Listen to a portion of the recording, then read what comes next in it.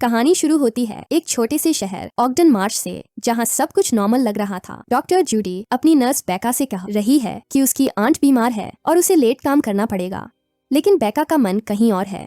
उसका boyfriend Scottie है जो बेसबॉल का प्लेयर है। डॉक्टर जूडी मजाक करती है कि पूरे शहर को पता है उनके रिलेशनशिप के बारे में। दूसरी तरफ शेरिफ डेविड अपनी रूटीन कॉफी ले रहा है। यहाँ सब कुछ पीसफुल लग रहा है, लेकिन दोस्तों, हॉरर मूवीज में जब सब कुछ नॉर्मल लगे तो समझ जाइए कि कुछ बड़ा होने वाला है। बेसबॉल गेम चल रहा है और स्कॉटी पिच कर रहा है। सब एंजॉय कर रहे हैं।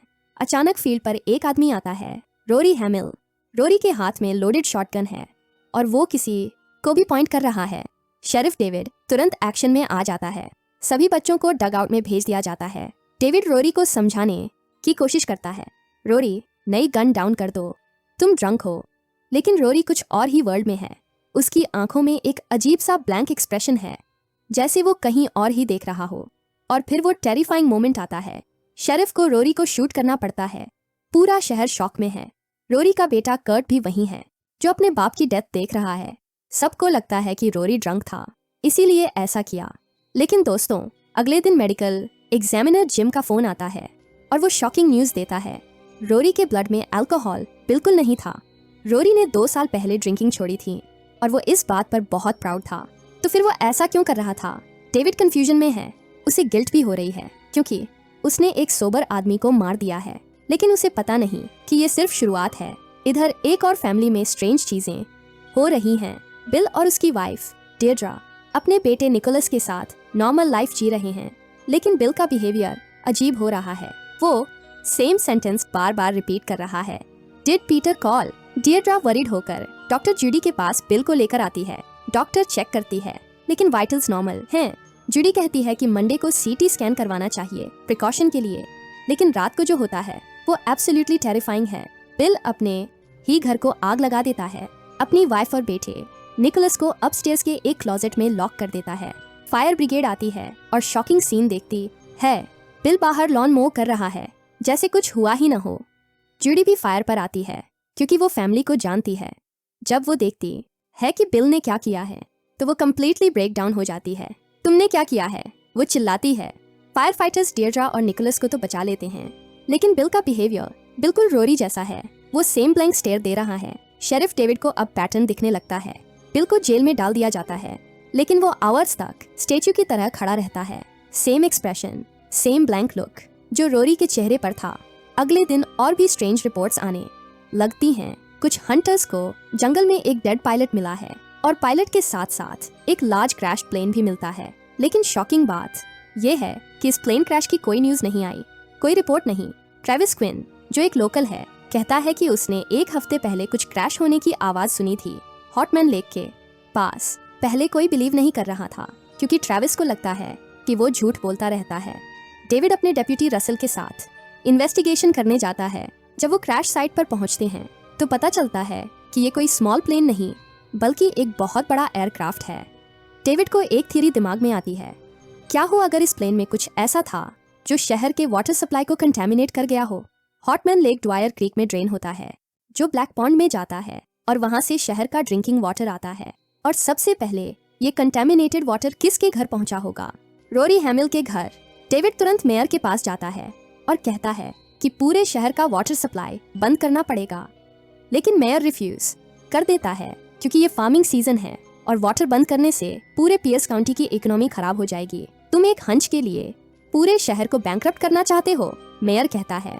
डेविड फ्रस्ट्रेटेड है, लेकिन वो अपने हंच पर भरोसा करता है। रसल भी उसे सपोर्ट करता है। इधर जेल में बिल अचानक से एक्टिव हो जाता है। वो वायलेंट हो जाता है और सेल में तोड़फोड़ करने लगता है। स्टेट ट्रूपर्स उसे ट्रांसफर करने आने वाले थे, लेकिन बिल का कंडीशन और भी वर्स हो गया है। शेरिफ ऑफिस में और भी स्ट्रेंज चीजें होने लगती हैं। मेडिकल एग्जामिनर जिम से कांटेक्ट नहीं हो रहा। डेविड जब उससे मिलने जाता है तो वो हॉरिफिक सीन देखता है। जिम अपने ही पार्टनर को किल कर चुका है और अब वो डेविड पर भी अटैक करता है। अब डेविड को पता चल जाता है कि ये कोई आइसोलेटेड इंसिडेंट्स नहीं है। जो भी कंटेमिनेटेड वाटर पी रहा है वो सब इन्फेक्टेड हो रहा है। वो अपनी प्रेग्नेंट वाइफ जूडी को लेकर इमीडिएटली शहर से भागने का प्लान बनाता है, लेकिन तभी एक मैसिव मिलिट्री ऑपरेशन शुरू हो जाता है। हैजमेट सूट्स पहने हुए सोल्जर्स का पूरा कन्वॉय आ जाता है। वो पूरे शहर को सील कर देते हैं। सभी लोगों को फोर्सफुली बसेस में भरा जाता है। कोई भी एक्सप्लेनेशन नहीं दी जाती। डेविड और जूडी भी पकड़े जाते हैं। मिलिट्री एक टेम्पररी कंटेनमेंट फैसिलिटी सेट करती है जहां वो सभी को मेडिकल स्क्रीनिंग करते हैं। जिन लोगों का टेम्परेचर एलिवेटेड होता है उन्हें अलग कर दिया जाता है।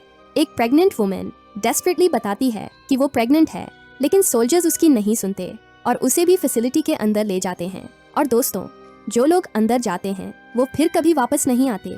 डेविड और जूडी को भी सेपरेट कर दिया जाता है क्योंकि जूडी को प्रेगनेंसी के कारण फीवर है। डेविड डेस्परेटली अपनी वाइफ को बचाने की कोशिश करता है। वो सोल्जर्स को बताता है कि वो शेरिफ है और उसकी वाइफ डॉक्टर है, लेकिन कोई नहीं सुनता। जूडी को भी फैसिलिटी के अंदर ले जाया जाता है। डेविड पैनिक हो जाता है कि अब वो अपनी वाइफ को कभी नहीं देख पाएगा। तभी टॉम एलिस नाम का एक लोकल अपनी पिकअप ट्रक से फेंस तोड़कर भागने की कोशिश करता है। मिलिट्री तुरंत शूटिंग शुरू कर देती है। क्योस में कई लोग भाग निकलते हैं। डेविड भी इस अपॉर्चुनिटी का फायदा उठाकर फैसिलिटी से एस्केप कर जाता है। डेविड को रसेल मिल जाता है जो भी भागने में सक्सेसफुल रहा है। दोनों मिलकर जूडी को ढूंढने निकलते हैं। उन्हें पता चलता है कि कई लोग हाई स्कूल में शेल्टर ले रहे हैं, लेकिन जब वो हाई स्कूल पहुंचते हैं तो वो हॉरिफाइंग सीन देखते हैं। प्रिंसिपल सैनबॉर्न, जो इन्फेक्टेड हो चुका है, अपने ही स्टूडेंट्स को हार्म कर रहा है। स्पेसिफिकली वो बेका को असॉल्ट करने की कोशिश कर रहा है। ये वो मोमेंट है जहां व्यूअर्स को पता चलता है कि ये इन्फेक्शन कितना डेंजरस है। ये लोगों के माइंड को कम्प्लीटली हाईजैक कर लेता है और उन्हें अपने ही लव्ड वंस के अगेंस्ट वायलेंट बना देता है। डेविड प्रिंसिपल को मारने के लिए फोर्स्ड हो जाता है।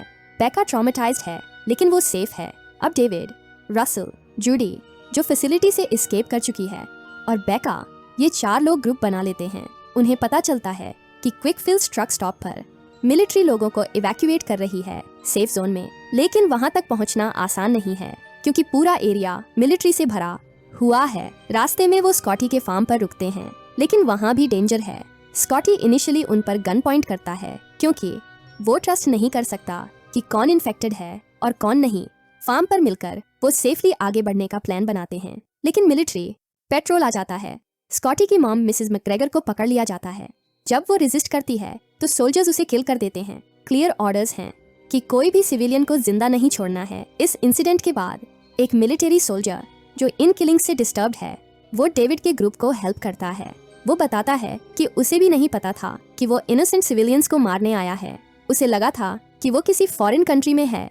सोल्जर रिवील करता है कि जो कुछ भी हो रहा है वो एयरबोर्न हो चुका है। मास्क्स भी अब काम नहीं आ रहे। ग्रुप को रियलाइज होता है कि अब सिचुएशन और भी होपलेस हो गई है। वो ग्रुप अपने जर्नी पर आगे बढ़ते हैं। रसल का कार मिल जाता है, लेकिन वो प्रॉपर कंडीशन में नहीं है। डेविड मैकेनिक वर्क करता है कार को वर्किंग कंडीशन में लाने के लिए। इधर रसल का बिहेवियर भी अजीब होने लगता है। वो पैरानॉइड हो रहा है और बार बार पूछ रहा है, did Peter call? Same phrase जो बिल रिपीट कर रहा था। धीरे धीरे क्लियर हो रहा है कि रसल भी इन्फेक्टेड हो रहा है। एक अबैंडन्ड हाउस में वो रुकते हैं। वहाँ रोरी की विडो पेगी मिलती है अपने बेटे के साथ। पेगी मेंटली डिस्टर्ब्ड है अपने हस्बैंड की डेथ के कारण। वो डेविड को ब्लेम करती है रोरी को मारने के लिए। पेगी पूरी तरह से ब्रेक डाउन हो जाती है और जूडी पर नाइफ से अटैक करती है। डेविड को उसे भी मारना करना पड़ता है अपनी वाइफ को बचाने के लिए। जूडी का हाथ कट हो जाता है, लेकिन सीरियस इंजरी नहीं है। अब रसल का कंडीशन और भी वर्स हो जाता है। वो अपने ही फ्रेंड्स पर शक करने लगता है। उसे लगता है कि जूडी भी इन्फेक्टेड है क्योंकि उसे फीवर है प्रेगनेंसी के कारण। रोड पर ट्रैवल करते समय उन्हें एक मिलिट्री कॉन्वॉय एनकाउंटर करना पड़ता है। हेलीकॉप्टर भी उनका चेस कर रहा है। रसल पैरानॉइड हो जाता है और कहता है कि कोई मैजिक रोड नहीं है जहां मिलिट्री उन्हें नहीं देख सकती। तभी वो इन्फेक्टेड लोकल्स का एक ग्रुप एनकाउंटर करते हैं जो पिचफोर्क्स और फार्म टूल्स से आर्म्ड हैं। ये लोग हंटिंग कर रहे हैं अनइन्फेक्टेड लोगों का। एक टेरिफाइंग चेस सीक्वेंस होता है जहां कार में फंसे हुए सभी लोग पैनिक कर रहे हैं।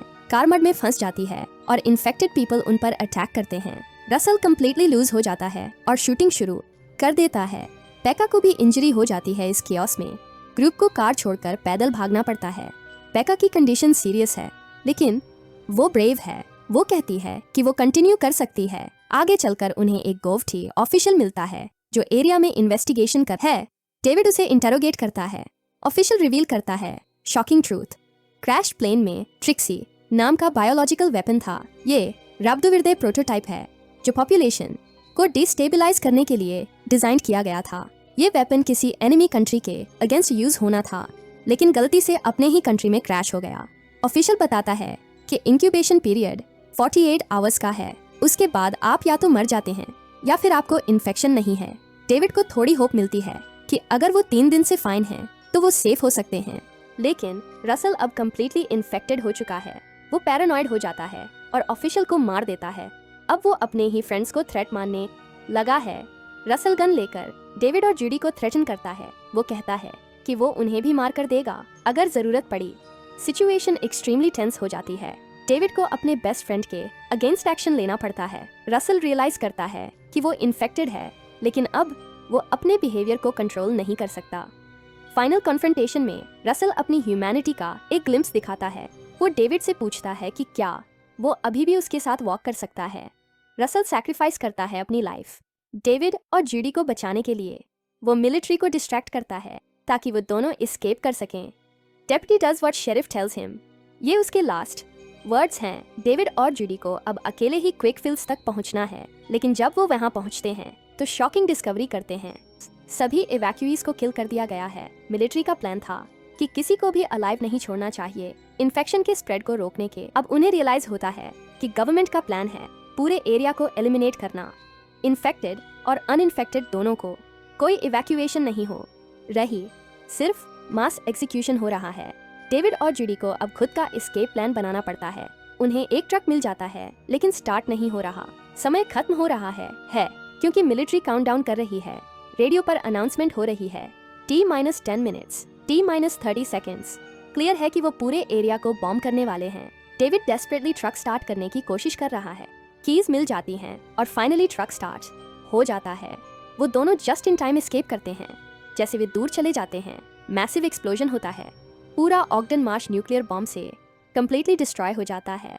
डेविड और जूडी दूर से देखते हैं कि उनका पूरा होम टाउन, सारी मेमोरीज, सब कुछ एक मोमेंट में खत्म हो जाता है। लेकिन दोस्तों, एंडिंग में सबसे चिलिंग ट्विस्ट है।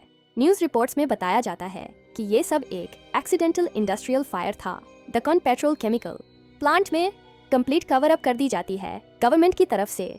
ऑफिशियल स्टोरी यही है कि केमिकल प्लांट में एक्सप्लोजन हुई है और हाई विंड्स की वजह से फायर कंटेन नहीं हो पा रही। कोई बायोलॉजिकल वेपन का मेंशन नहीं, कोई गोवी कॉन्स्पिरेसी का मेंशन नहीं। डेविड और जूडी बच जाते हैं, लेकिन क्या वो रियली सेफ हैं?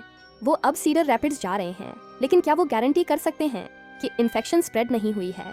सोल्जर ने कहा था कि वायरस एयरबॉर्न हो गई है। सबसे डिस्टर्बिंग बात यह है कि पूरी इंसिडेंट को कवर अप कर दिया गया है। तो दोस्तों, ये थी द क्रेजीज की कंप्लीट कहानी। अगर आपको ये डिटेल रिकैप पसंद आया तो लाइक करना न भूलें और कमेंट्स में बताएं कि आप कौन सी हॉरर मूवी का रिकैप चाहते हैं अगली बार।